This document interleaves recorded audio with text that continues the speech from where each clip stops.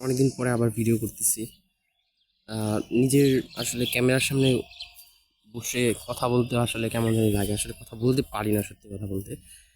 যদিও আমি আসলে একটা অভ্যাস করতে চাইতেছি যে ক্যামেরার সামনে আমি কথা বলবো, সুন্দর করে গুছিয়ে কথা বলবো, তাও এটা আসলে পসিবল হইতেছে না।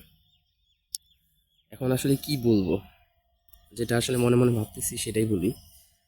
এই যে আমি যে সকালবেলা উঠতে পারি না, এত সুন্দর সকাল আমাদের সবার জন্য অপেক্ষা করতেছে, কিন্তু আহ, আমরা কেউই আসলে অত সকালবেলা উঠতে চাই না। কিন্তু সকালের যে সূর্যটা, আমি এই যে জাস্ট দৌড়ানোর সময় যা যা চিন্তা ভাবনা করতেছিলাম, কেন আমরা আমাদের আসলে সূর্যের পূজা করা উচিত। এই যে সূর্যটা উঠছে সকালবেলা, এটা অনন্তকাল ধরে আহ, প্রত্যেকটা দিন পূর্ব দিকে উঠতেছে, মানে আমি তো পূর্ব দিকে দেখতেছি। প্রত্যেকটা দিনে পৃথিবীকে আলো দিতেছে, এবং আমরা তো এটা জানি যে আসলে আহ, সব শক্তির উৎস এই সূর্যই। হ্যাঁ, তো আহ, প্রত্যেকটা দিন, মানে আমি আমার জন্ম হওয়ার আগে আগে সূর্য ছিল, এবং আমার যদি মৃত্যু হয়, মৃত্যুর পরেও কিন্তু সূর্য যতদিন, মানে আমি আমার যতটুকু জানি, যতদিন পৃথিবী থাকবে ততদিন সূর্য থাকবে। এবং কি এমন এমনও হতে হইতে পারে যে পৃথিবীর মানুষ সবাই ধ্বংস হয়ে যাবে, কিন্তু তারপরও সূর্য থাকবে। এখন আমি আসলে ওই রকমভাবে সব কিছুকেই বিশ্বাস করি না আসলে, যেটা মানে সম্পূর্ণরূপে আমি বলতেছি না যে আমি ঈশ্বরকেই বিশ্বাস করি না, কিন্তু আহ, ঈশ্বরকে বিশ্বাস করা উচিত। দেখো, এই যে আহ, আমি বা পৃথিবীর এত সুন্দর এত কিছু, এগুলো কি দেখে মনে হয় না যে আসলে কেন ঈশ্বরকে বিশ্বাস করবো না? এটা তো স্বাভাবিক যে একজন সৃষ্টিকর্তা আছে। যাই হোক, ওইটার ওই বিষয়ে যায় না, এটা একটা ধর্মীয় ফিলোসফি, কাল ব্যাপার স্যাপার, ওইসব বিষয়ে কথা বলতে চাইতেছি না। কিন্তু বিষয়টা দেখো, একটু ভাবো যে সূর্যের আলো প্রত্যেকটা ঘরে ঘরে পৌঁছায় যেতেছে, প্রত্যেকটা জায়গায় সূর্যের এই রশ্মি পৌঁছায় যেতেছে, আমাকে এনার্জি দিতেছে। কিন্তু আমরা আসলে ভুলেই যাই যে সূর্যের অবদানটা কতটুকু আমাদের জীবনে। আমাদেরকে আসলে তাদের পূজা করা উচিত না? এই যে মাটিতে বসে আছি, এই পৃথিবীটা আমাকে ধারণ করতেছে, তাহলে কি মাটিকে পূজা করা উচিত না? মানে অন্তত পক্ষে তো সম্মান দেওয়া উচিত যখন আমি। তাহলে মানে সত্যি কথা বলতে, কেন আমাদের এত রাগ, ক্ষোভ, এত আহ, চাওয়া পাওয়া এই পৃথিবীর প্রতি? কোনো কিছু না পাইলে কেমন কেন কেমন জানি আমরা হতাশ হয়ে পড়ি। আমি তো হতাশ হয়ে পড়ছিলাম কিছুদিন আগেও। জাস্ট সব জ্ঞান, সব রকম জ্ঞান থাকা সত্ত্বেও কেন না জানি আমরা সবই বুঝি, সব ফিলোসফি বুঝি যে আমরা এই পৃথিবীর মায়া মমতা কাটিয়ে আমাদের একদিন চলে যেতে হবে। সব কিছু, সব ফিলোসফি আসলে বুঝতে পারি, কিন্তু যখন ক্রাইসিস আসে তখন আসলে নিজেকে সামলানো যায় না, নিজের মনকে নিয়ন্ত্রণ করা যায় না। তারপর আরও কথা বলি, যেরকম ধরো আহ, এই যে আমাদের মনকে নিয়ন্ত্রণ করতে পারি না, আমরা কতভাবে কত কিছুতে অ্যাডিক্টেড।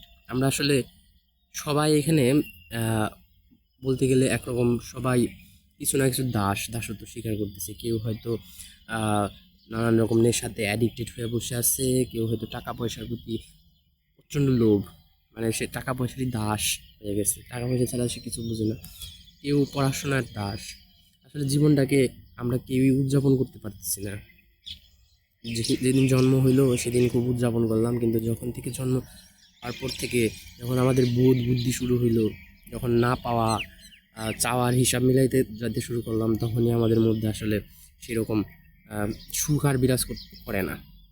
আমরা যেন একটা কেমন জানি সবসময় আহ, একটা ক্রাইসিসের মধ্যে ভুগি, না পাওয়ার হিসাব মিলাইতে যাই, কেন আমার কাছে এটা নাই, কেন আমার কাছে ওইটা নাই, নানান রকম জিনিস আমরা মিলাইতে যাই, যে কারণে আমাদের আর আহ, সুখ আর পাওয়া হয়ে ওঠে না। এটা আসলে মেইন ব্যাপার স্যাপার আসলে।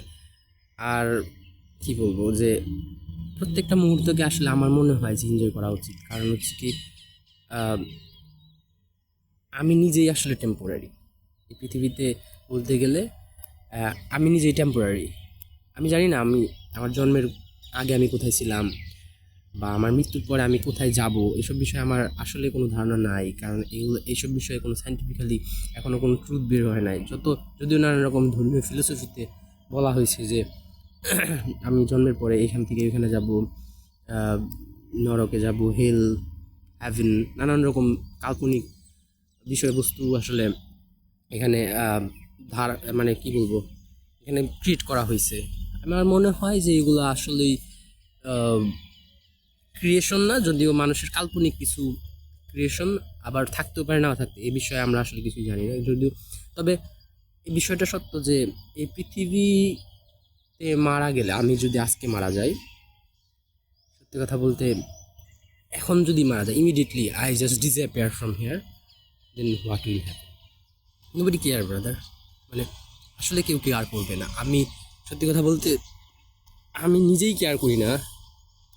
আমি আসলে নিজে কি করতেছি, ধরো যে আমি 10 দিন আগে আমি কি খাইছি, হ্যাঁ, সেই জিনিস আমার মনে আছে। মানে আমি যে নিজে কি করছি সেই জিনিস বিষয়ে আমার নিজের কেয়ার কেয়ার নাই।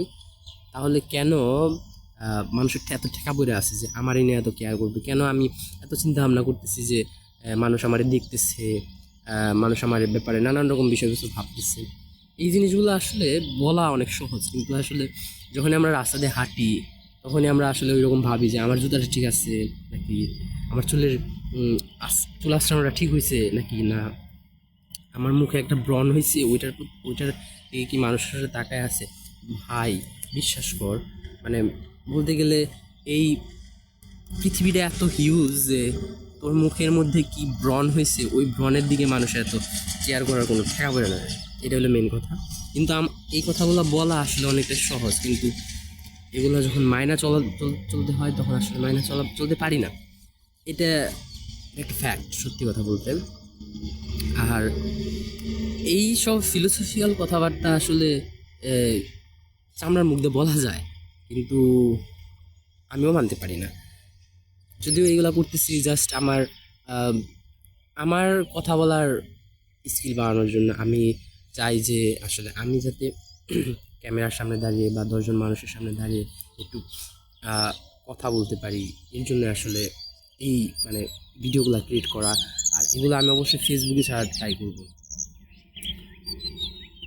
ফেসবুকে ছাড়বোই তো। মানে এখন দেখলো মানুষ, না দেখলে নাই, আমার কিছু আসলে এগুলো সম্পূর্ণরূপে আমি করতেছি আমার নিজের ভালোর জন্য। মানে আমি যাতে অন্যান্য মানুষের সাথে চোখে চোখ রেখে কথা বলতে পারি, একটু পাবলিক্যালি কমিউনিকেট করতে পারি, এর জন্য আসলে আমি এই ভিডিওগুলো ক্রিয়েট করতেছি। যাই হোক, ওইসব বিষয়ে আমি না চাই। তো আমি যে বিষয়ে ছিলাম, যে আমি নিজের ব্যাপারে আসলে কেয়ার করি না। আমি পরশুদিন কী দিয়ে ভাত খাইছি বা পরশুদিনের আগের দিন কী দিয়ে ভাত খাইছি এই জিনিসই আমার মনে নাই। মানে কী খাইছি তো ওই পরশুদিনও আমি আসলে চিন্তা করছিলাম যে মানুষ আমার চিন্তা করতেছে, কিন্তু আসলে সময় কিন্তু চলে গেছে এবং আজকে আমি এখন বর্তমানে বাঁচতেছি। আমরা বেশিরভাগ মানুষই এই জিনিসটা করতে পারি না যে বর্তমানে আসলে বাঁচতেই পারি। হয়তো আমার অতীত কোনো একটা জিনিস আমার ডিস্টার্ব করতেছে, নয়তো আমার ভবিষ্যতের চিন্তার পরিকল্পনায় আমরা পড়ে থাকি। যে ড্রিমার আসলে এই জিনিসটা আমারও হয়। আমি দিনের অনেক সময় আসলে যখন পড়াশোনা করতে যাই তখন দেখি যে কী হয়, যে দূরদর্শী চিন্তা ভাবনা করা শুরু করি। মানে সুদূর ভবিষ্যতে কী করবো আমি, কিন্তু আসলে লাইফটা তো আমার মনের একটা স্টোরি বানাইলাম মনের মধ্যে, সেই স্টোরির মতো তার আমার পৃথিবী চলবে না। সো এগুলা খুবই ভুল সিদ্ধান্ত, মানে ভুল চিন্তা ভাবনা। যখন আমরা ভাবি যে এটার পরে আমি এটা করবো, যে আজকে থেকে 5 বছর পরে আমি এই জায়গায় যাব, 10 বছর পরে এই জায়গায় যাব, এগুলা হচ্ছে আমার নিজের মনেরই আসলে ক্রিয়েট করা নানা রকম স্টোরি। আর যদিও আসলে দূরদর্শী ভীষণ থাকা আসলে ভালো, এটা অনেক জ্ঞানী মানুষ বলছে, কিন্তু আসলে জীবনটা কিন্তু ওইভাবে চলে না। আমার আজকে কি অ্যাকশন নিলে আমি 5 বছর পরে ওইখানে যাইতে পারবো, আসলে আমাদের ওই জিনিসে ফোকাস করা উচিত। তাছাড়া আসলে আসলে এগুলো সম্ভব না। সো এটা খুব ইম্পর্টেন্ট। সো আমি আসলে 10 মিনিটের ভিডিওই করবো প্রতিদিন। আর ইংলিশে কথা বলার ট্রাই করতেছি, ইংলিশেও কথা বলবো আশা করি। প্রথমত আগে আমাকে, যখন আমি একটা বই পড়বো, বই পড়ার সেটা বিশ্লেষণটা আমি করব। ওই বই থেকে কি কি শিখলাম, ওই বইয়ের ব্যাপারে কিছু কথা বলবো 10 মিনিট করে, তারপরে 10 মিনিট আমি ইংলিশে কথা বলার ট্রাই করবো।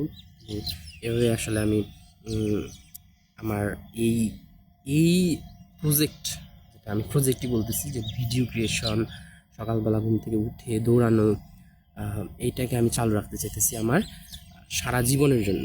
এটা খুবই গুরুত্বপূর্ণ আমার মনে হয়। তো এই পর্যন্তই।